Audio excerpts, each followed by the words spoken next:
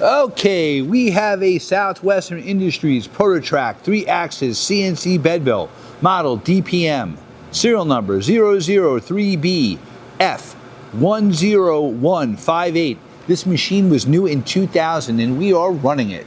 Machine again has the AGE3 control, which is a 3-axis. He's running the X-axis right now. It's got a 10x50 table with 31 inches of X.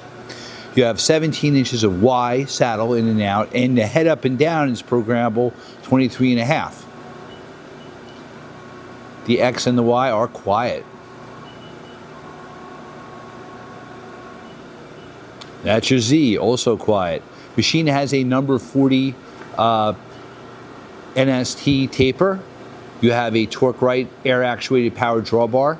Now when you move the quill, it also does the math on the screen for the DRO, so your Z changes, the value of the Z changes.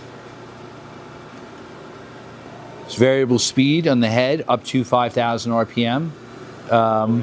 That's the low range. 250.